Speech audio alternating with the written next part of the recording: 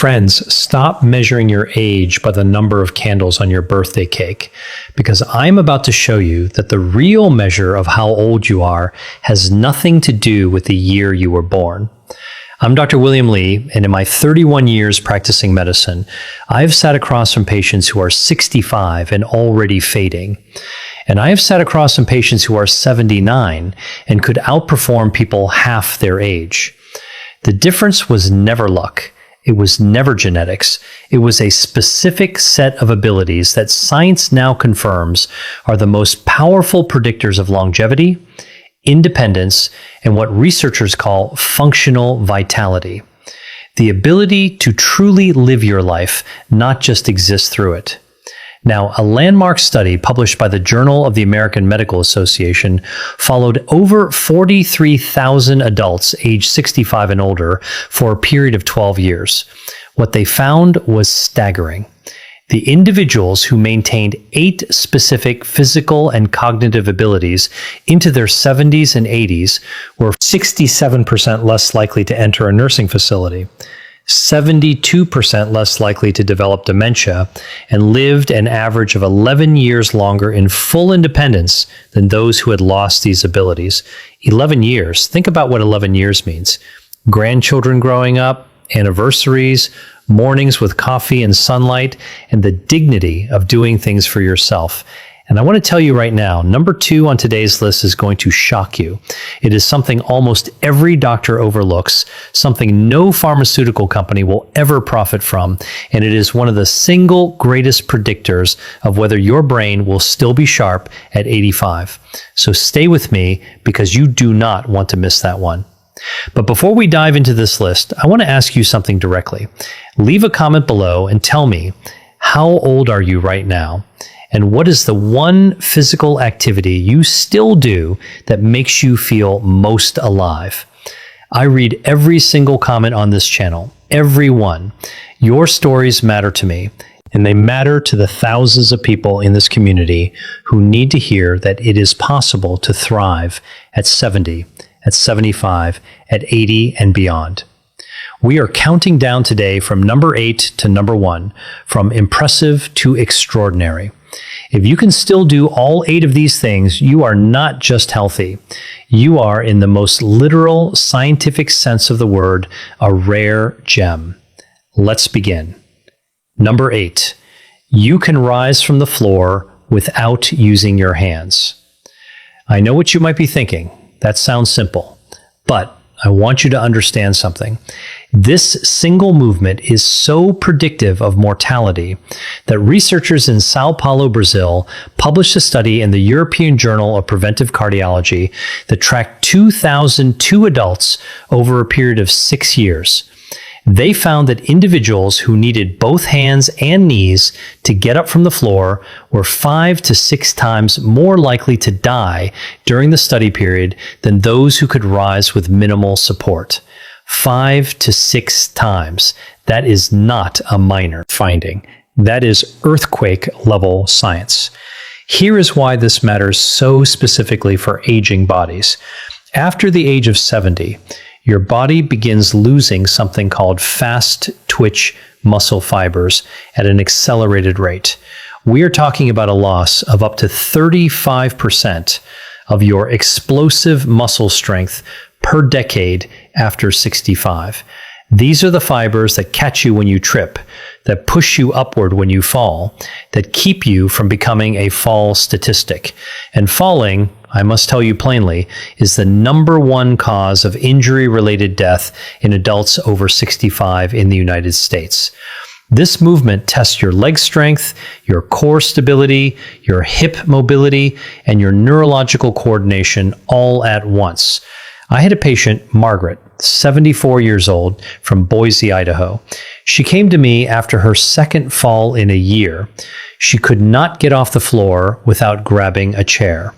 Within 8 months of targeted floor-to-stand training, combined with daily walking and resistance band exercises, she was getting up fluidly, had not fallen once, and told me, and I will never forget this, Dr. William Lee, I feel like I got my confidence back. That confidence is not vanity. That confidence is survival. If you want to preserve this ability, practice sitting cross-legged on the floor twice a week and rising without assistance. Pair this with leg press movements and vitamin D3 supplementation. Research from Harvard Medical School shows that D3 deficiency dramatically accelerates muscle fiber loss in adults over 65. The scientific references for everything I'm sharing today are in the description below. Number 7, you can balance on one leg for at least 10 seconds with your eyes open. This might feel like a party trick. It is not. The British Medical Journal published a study in 2022 involving over 1,700 adults between the ages of 51 and 75, and they discovered that individuals who could not hold a 10-second one-leg stand had an 84% higher risk of dying from any cause within the next decade. 84%. That number should stop you cold. What is happening in your body during a one-leg balance? Your cerebellum, that is the part of your brain responsible for coordinating movement and spatial awareness, is firing in rapid, intricate patterns. Your inner ear's vestibular system is communicating with your eyes, your joints, and your spinal cord simultaneously. After age 70, this entire system begins to deteriorate unless it is actively trained. Think of it like a telephone network. If the lines are not used regularly, they begin to fray and disconnect. The practical prescription here is straightforward. Stand on one leg while you brush your teeth. Do it every morning, every night, 30 seconds per side. Progress to doing it with your eyes closed, which is significantly more challenging and engages even deeper neurological pathways. Pair your balance training with magnesium glycinate supplementation. Research from the University of Vermont shows magnesium plays a critical role in neuromuscular communication, and 79% of adults over 70 are deficient in it. Magnesium is essentially the mineral that keeps your nervous system's wiring intact. Number 6, you can walk a quarter mile without stopping to rest. A quarter mile is 4 city blocks. It sounds modest, but research from the University of Pittsburgh School of Medicine, following thousands of adults over age 65, found that walking speed and walking endurance are among the most reliable predictors of survival in older adults. More reliable in some analyses than cholesterol levels or blood pressure readings alone. Adults who could not walk a quarter mile continuously had a 40% higher mortality rate over the 6-year study period. Here is a physiology that makes this so profound. After the age of 75, your cardiovascular system begins to lose what scientists call aerobic capacity, the ability of your body to deliver oxygen to muscles efficiently at a rate of roughly 10% per decade. The mitochondria in your muscle cells, think of them as the tiny power plants that generate your energy, begin to decline in both number and efficiency. When you walk regularly, you are literally stimulating the creation of new mitochondria. That process is called mitochondrial biogenesis, and it is one of the most powerful anti-aging mechanisms your body possesses. I want you to try something this week. Walk outside, not on a treadmill, outside, where the terrain is uneven and your brain has to engage with the environment. Walk 4 blocks without stopping. If you can do that, add 1 more block next week. Pair your walking with CoQ10 supplementation, which research from the Cleveland Clinic has shown significantly improves mitochondrial efficiency in adults over 65. Number 5. You can carry on a conversation while doing a physical task simultaneously. This one surprises people every time I bring it up in a clinical setting. What I'm describing is the ability to dual task, to do 2 things at once that require both cognitive and physical engagement. You can walk and talk. You can cook while having a meaningful conversation. You can garden while listening and responding to a podcast or radio program. Sounds ordinary. It is anything but. The Alzheimer's Association released research showing that adults who struggle to maintain a conversation while walking, a phenomenon called stop walking when talking, show measurably accelerated cognitive decline. The reason is that dual tasking draws on your prefrontal cortex, the brain's executive command center, as well as your working memory and your motor planning circuits all simultaneously. When these systems can work in concert, it means your brain's different regions are still communicating efficiently. When they cannot, it is one of the earliest measurable signs of neurological aging. Think of your brain like a city. The different neighborhoods are your cognitive functions. The roads between them are your neural connections.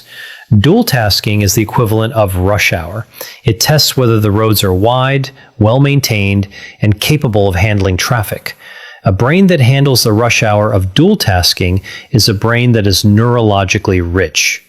Practical tip: every single day, intentionally combine a physical and a cognitive task. Walk while solving math problems out loud. Cook a new recipe while listening to a language learning program. Garden while having a phone conversation with a loved one. And pair this with omega-3 fatty acids, specifically DHA, which research from Oxford University shows increases the thickness and conductivity of myelin, the protective sheath around your neural connections. Think of myelin as the insulation around electrical wiring. DHA keeps it thick, keeps it functional, keeps the signals clear. Now, this is the moment I want to pause and say something directly to you. If you are finding value in what I am sharing today, if this information feels like it was made for you, please take 5 seconds right now and hit that subscribe button and give this video a like. I pour everything I have into this research because I believe you deserve the truth about what your body is still capable of. We are halfway through this list, and the most powerful items are still ahead. Do not go anywhere. Number 4, you can read standard-sized text without magnification. Here is something the mainstream health conversation almost entirely ignores. Your visual acuity, the sharpness of your eyesight, is not merely a quality of life comfort.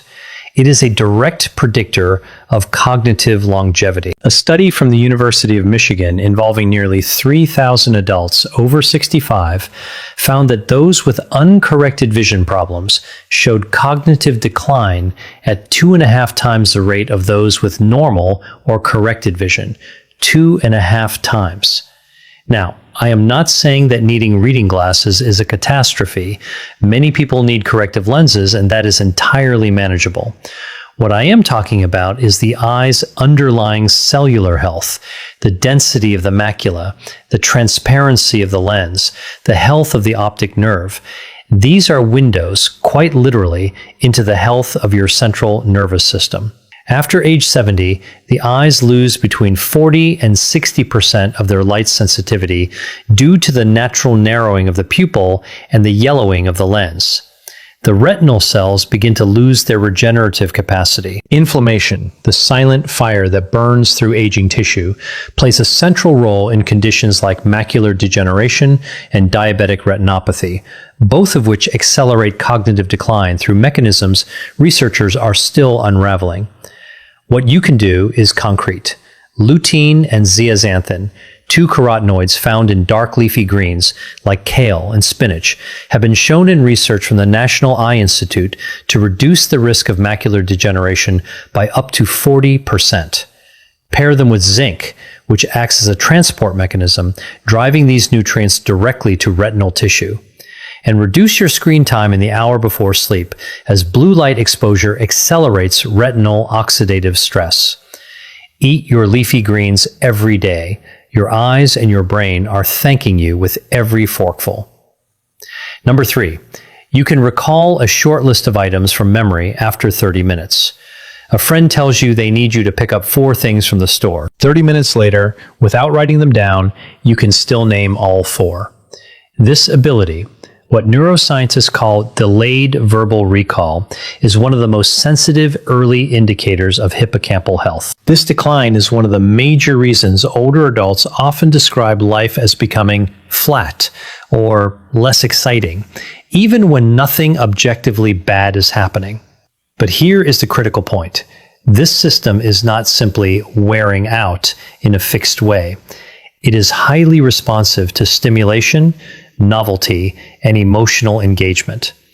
When you can still feel anticipation, when a planned trip, a meal with friends, learning something new, or even a small future event makes you genuinely light up inside, it reflects that your dopaminergic circuitry is still actively recruiting neural resources in the prefrontal cortex and limbic system. In simpler terms, your brain is still projecting forward in time. That ability is a hallmark of what neuroscientists call future-oriented cognition, and it is tightly linked to resilience against depression, cognitive decline, and even reduced mortality risk in longitudinal aging studies. Research from Harvard Medical School and Massachusetts General Hospital has shown that sustained engagement in novel, meaningful, or socially rewarding future events correlates with better preservation of executive function and slower cognitive aging trajectories. In other words, the brain that still looks forward is biologically different from the brain that no longer does. And importantly, this is not just personality, it is neurochemistry. Dopamine signaling affects motivation circuits, attention allocation, and even physical movement initiation. That is why reduced dopamine activity in aging is also associated with apathy, slower gait speed, and reduced engagement in daily activities. But the encouraging part is that dopamine pathways remain plastic. They respond to behavior. Novel experiences, learning new skills, travel, social connection, and even structured goal setting can all reactivate dopaminergic firing patterns. This is why routine is stabilizing, but novelty is biologically restorative when applied in balance. Practical approach. Intentionally schedule something to look forward to every week, even if it is small, a new recipe, a short trip, a class, a social visit, or learning a simple skill. The key is not magnitude, it is anticipation. Combine this with regular physical activity, especially aerobic exercise, which increases dopamine receptor sensitivity and supports overall neurotransmitter balance. Number 1. You can recover quickly from minor physical setbacks like a cold, fatigue, or a bad night of sleep. This final marker is what clinicians sometimes refer to as physiological resilience, the body's ability to return to baseline after stress. And this is, more than anything else on this list, the defining feature of healthy aging. A 75-year-old who catches a cold and is back to normal in 3 or 4 days is operating in a completely different biological category than someone who takes weeks to recover from the same illness. Why? Because resilience depends on multiple systems working together: immune response speed, inflammatory control, hormonal balance, mitochondrial energy production, and autonomic nervous system flexibility. Studies from the National Institute on Aging show that reduced resilience is one of the earliest predictors of frailty syndrome, a condition that dramatically increases risk of hospitalization, disability, and mortality. When your body can no longer bounce back, even small stressors begin to accumulate into long-term decline. But when resilience is intact, the body behaves like a well-regulated system. It responds strongly to stress, then efficiently returns to equilibrium. That is the difference between vulnerability and robustness. And here is the most important part. Resilience can be trained. Sleep quality, resistance training, protein intake, stress reduction, sunlight exposure, and social connection all play measurable roles in restoring physiological recovery capacity. Even something as simple as walking daily, maintaining muscle mass, and keeping consistent sleep-wake cycles can significantly improve recovery speed after illness or fatigue. This is why two people of the same age can look radically different biologically. One is aging chronologically, the other is aging functionally. So when you step back and look at this entire list, from balance to strength to memory to motivation to recovery, you start to see the real message. Aging is not a single process. It is a collection of systems, and every one of those systems can be measured, trained, and improved. The real question is not, how old are you? It is, how well is your body and brain still functioning today? And that answer, more than any number, determines how you will live the years ahead. When this system degrades, something terrifying happens that most doctors do not discuss with their elderly patients. A person begins to feel that the future holds nothing worth waiting for. They lose interest in planning, in novelty, in connection.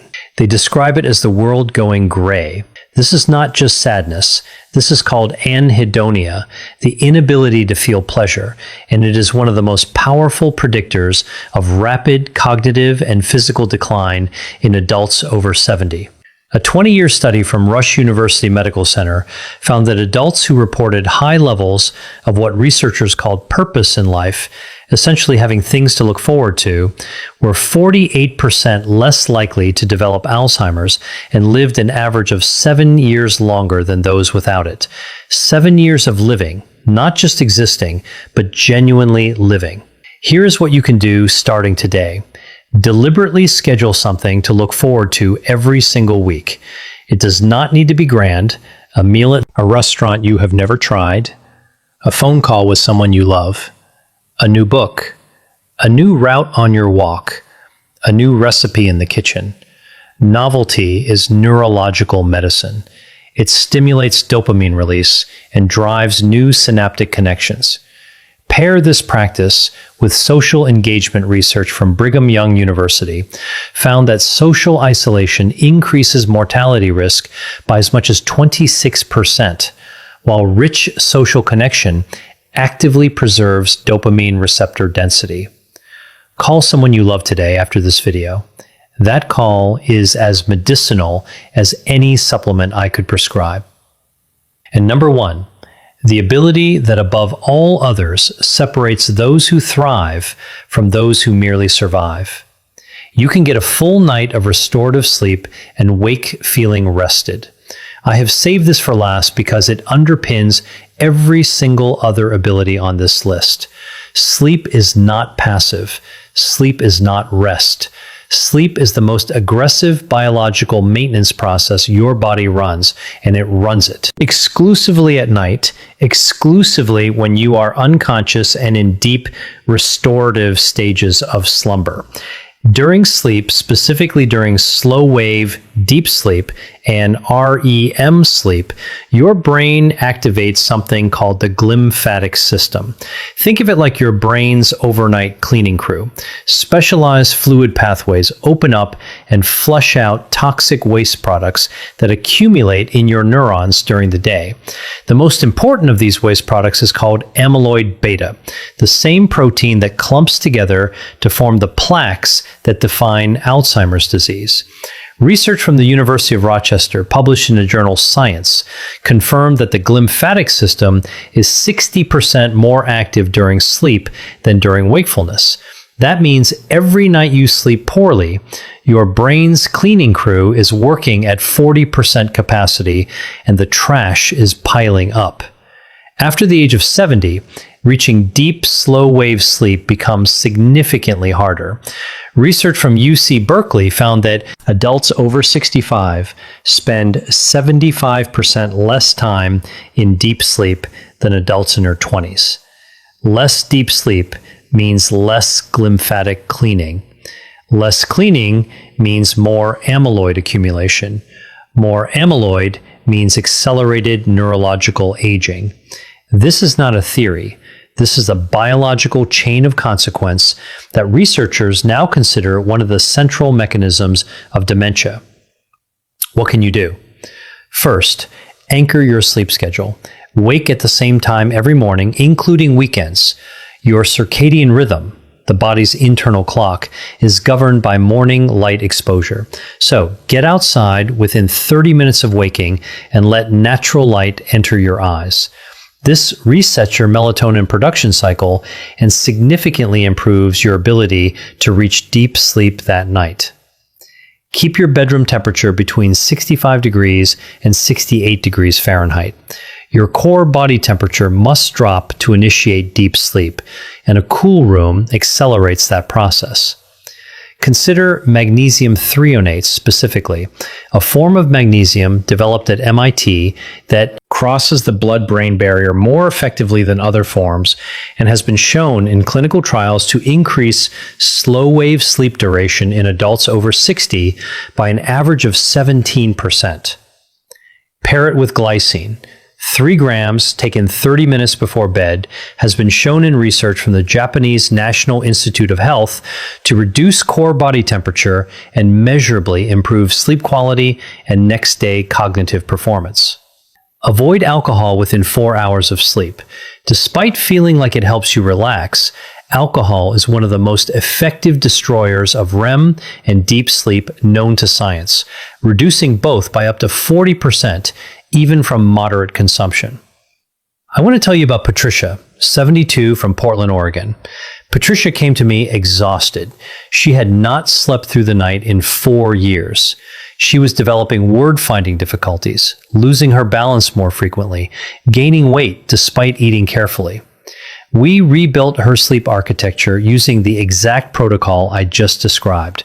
Consistent wake time, morning light, cool bedroom, magnesium threonate and glycine, no alcohol within 4 hours of bed. Within 60 days, she was sleeping 7 hours continuously. Within 6 months, the word-finding difficulties had largely resolved, her balance improved, she lost 11 pounds without changing her diet significantly. Patricia's story is not unique. I have seen variations of it dozens of times. Sleep is not a luxury for older adults. Sleep is the master medicine that makes every other intervention work. And now I want to bring you back to this moment because I believe you have just been given something rare. Not just information, but a map. A map of what your body is still capable of and what it needs from you to stay capable for years to come. If you are 70 or 75 or 80 years old and you can still rise from the floor, still balance on one leg, still walk without stopping, still think and move at the same time, still see clearly, still remember, still feel excitement about tomorrow, still sleep deeply and wake with energy, you are not just surviving. You are among the rarest category of human beings on Earth. You are proof of what is possible. And if some of these abilities have dimmed, I need you to hear me clearly. It is not too late. The science is unambiguous on this point. The human body, even at 75, even at 80, retains an extraordinary capacity for adaptation, for growth, for recovery, when it is given what it needs. Independence is not just a practical matter, it is dignity. It is the ability to pour your own coffee in the morning, to drive yourself to visit someone you love, to look in the mirror and know that the person looking back is still fully, vibrantly alive. That is worth everything, and you are worth everything. If this video gave you something today, information, hope, or even just a reminder that your body is worth fighting for, please subscribe to this channel and share this video with someone you love who is in this season of life. We are building something here, a community of people who refuse to accept that aging means diminishing. And your presence in it matters. And before you go, I want to hear from you. Which of these 8 abilities surprised you the most? And which one are you going to start working on this week? Tell me in the comments. I will read every single one because this conversation, your story, is exactly why I do this work. I'm Dr. William Li. Take care of yourself today because you are worth it. I will see you in the next video.